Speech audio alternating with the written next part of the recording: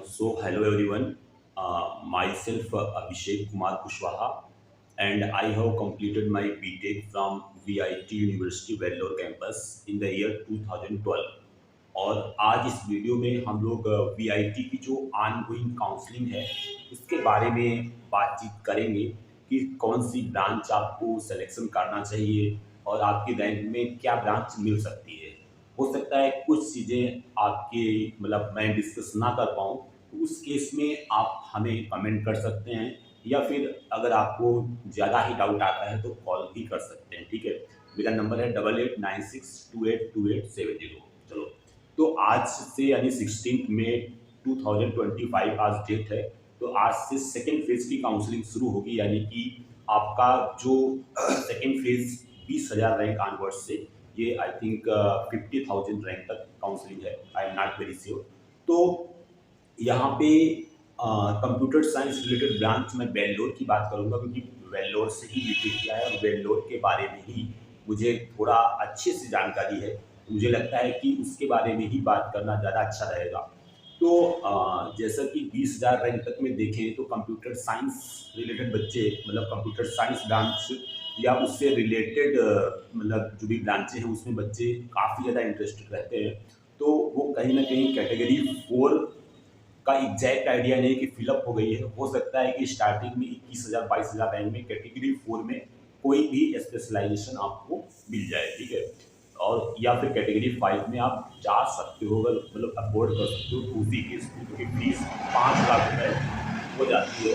तो 5 लाख रुपए फीस देना सबके बस के बात नहीं होती है। ठीक है, अगर हम इस वीडियो में थोड़ा सा बात करें ब्रांच की, ठीक है, तो कंप्यूटर साइंस का जो स्पेशलाइजेशन है उसमें मैंने जो बताया है आपका computer science with data science, then computer science artificial intelligence and data science, then artificial intelligence and machine learning, और उसके बाद में अदर जैसे कि साइबर सिक्योरिटी वगैरह ब्रांचेस हैं। ठीक है, तो ये स्पेशलाइजेशन जहाँ तक हम देख पा रहे हैं इसमें, तो इस ऑर्डर में आप फिलअप करिएगा। ठीक है, और बाकी आपकी चॉइस पे है, थोड़ा सा रिसर्च कर लीजिए। यहाँ पे एक ब्रांड जैसे इन्होंने BTech CSC business system and collaboration with TCS, तो मतलब ये टीसीएस के कोलैबोरेशन में है, टीसीएस के द्वारा डिजाइन है। तो कहीं ना कहीं इसमें टीसीएस में जॉब मिलने के चांसेस आपके काफ़ी अच्छे होंगे और दूसरी जगह मिलने के चांसेस थोड़ा कम होंगे, ऐसा मुझे लगता है। तो ये ब्रांच के बारे में बहुत ज़्यादा मैं नहीं बोल सकता हूँ, तो ये आप मतलब लास्ट प्रायोरिटी में ही रखें तो अच्छा है। नेक्स्ट जैसे सारी बात मैंने की डेटा साइंस साइबर सिक्योरिटी है ना, बायो इन्फॉर्मेटिक्स, तो बायो इन्फॉर्मेटिक्स एक बहुत अच्छी ब्रांच है। और बायो इन्फॉर्मेटिक्स में आप it's not more about bio, it's more about computer science. ठीक है, तो कंप्यूटर साइंस यानी कि प्रोग्रामिंग का यूज करते हुए और डेटा साइंस का यूज करते हुए हम लोग जो बायो रिलेटेड डेटा है, बायो रिलेटेड चीज़ें हैं, उन पे काम करते हैं। तो इस ब्रांच को बेसिक ले सकते हैं। प्लेसमेंट ऑलमोस्ट सेम है कंप्यूटर साइंस का और बायो इन्फॉर्मेटिक्स। बहुत कम कंपनी है कि 40 में 5 कंपनी ऐसी हो सकती हैं जो कि आपको इस ब्रांच को, सीएससी रिलेटेड ब्रांच को कंसिडर ना करें, बायो इन्फॉर्मेटिक्स को ना कंसिडर करें, बट आपका 80% कंपनी आपको कंसिडर करेंगी, 80 to 90%, कोई दिक्कत नहीं है।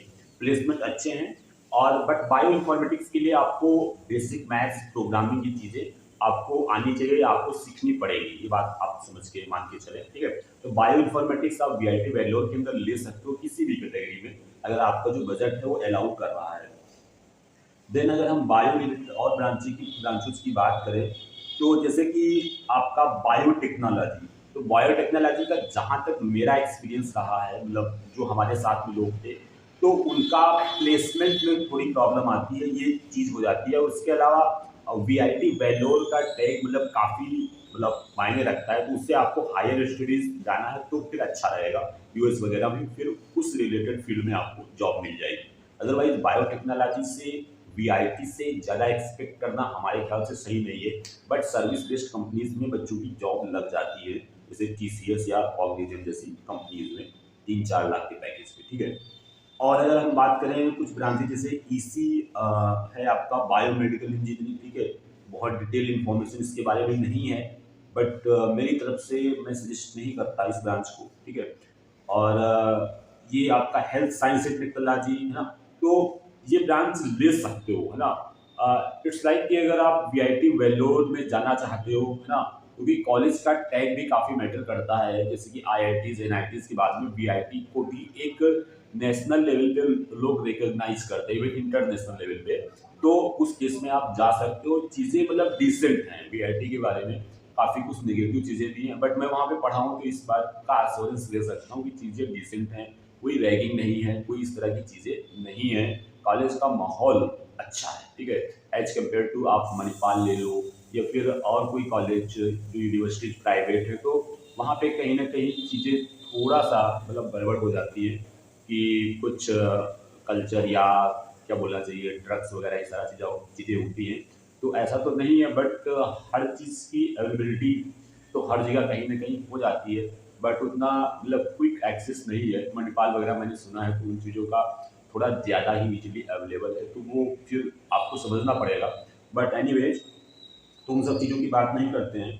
बाकी अगर हम बात करें केमिकल ब्रांच की या फिर सिविल ब्रांच की, तो केमिकल और सिविल ब्रांच जो हैं, ठीक है, वो आपका क्या बोलते हैं, उससे बेटर ये है कि आप सीएस या आईटी रिलेटेड मतलब चीज़ में जाएं तो ज़्यादा अच्छा रहेगा जॉब के पॉइंट ऑफ व्यू से। और हायर स्टडीज़ के लिए आप इन ब्रांचेस को ले सकते हैं। और साथ में अगर आपको, आई मीन टू से कि आपको इंटरेस्ट है इस फील्ड में, तब भी आप ले सकते हो, ठीक है।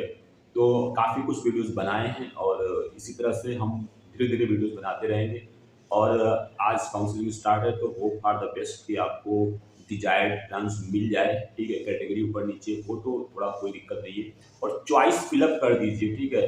Try to fill up as many choices as possible, 30 40 50, ठीक है, आराम से भर दीजिएगा। आपको कैटेगरी हायर तक डालिएगा, भले आप ना लीजिएगा, कुछ ना कुछ तो आपको अलॉट होगा, ठीक है। और अगर आपके पास में कोई बैकअप नहीं है तो एक बैकअप बना के रखिएगा। मतलब यू शुड डू दैट। तो that's it in this video, है ना। Any doubts you can comment me, and see you later.